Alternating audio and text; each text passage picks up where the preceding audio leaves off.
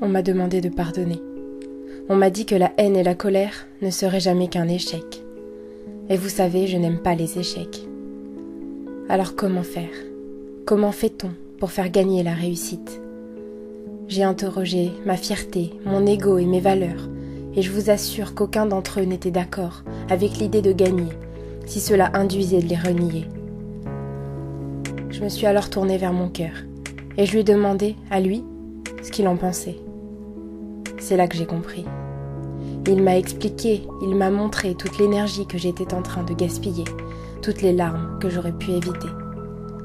Il a essayé de rallumer toutes les petites étoiles qui avaient grillé, et il m'a montré comme la haine était vide de toute humanité et bien trop pleine de regrets. Alors je l'ai écouté. Je suis sortie, je suis allée regarder le soleil me lécher les joues, le vent me caresser le visage, et j'ai séché mes larmes. J'ai écouté les oiseaux chanter, les enfants rire et crier, et j'ai laissé le bruissement des feuilles absorber ma haine. Je me suis assise sur un banc, et j'ai compris. J'ai compris que haïr n'était pas la solution. J'ai compris qu'on ne pouvait pas se permettre de gâcher tant de vie, tant d'amour, tant de paix et de respect pour des blessures qui de toute manière ne disparaîtront pas. Elles sont là, elles sont en nous et elles ne nous lâcheront pas. Et alors quoi? Est-ce que c'est pour ça que nous devons nous buter, ruer, tenter d'échapper à ce mal qui nous a touchés? La haine est une solution de fuite. Elle nous permet de nous échapper, de grimper sur nos valeurs, nos blessures et nos échecs, comme pour les rendre plus forts, les rendre plus vrais, les rendre plus concrets.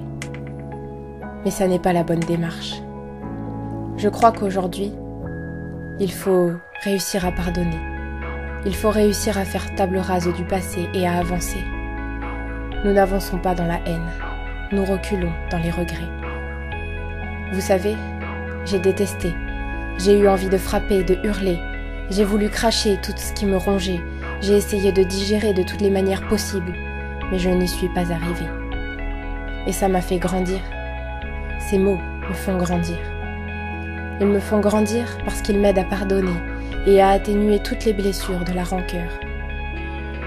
Un jour, je voudrais pouvoir raconter à mes enfants comment j'ai gagné cette bataille. Je voudrais qu'ils comprennent que je n'ai pas fui, que je n'ai pas laissé la haine gagner, et je voudrais qu'ils soient fiers de voir que souvent, baisser les armes reste la seule solution objectivement bénéfique. On ne perd pas, on ne s'abaisse pas en choisissant la paix. Au contraire, nous grandissons dans le respect et dans la tolérance, nous grandissons dans l'humanité et l'amour. Et croyez-moi, ces mots ne sont pas sortis du jour au lendemain. Toutes ces phrases ne se sont pas alignées si facilement, si fluidement qu'elles en ont l'air. Je ne sais pas où je suis allée chercher tout ça.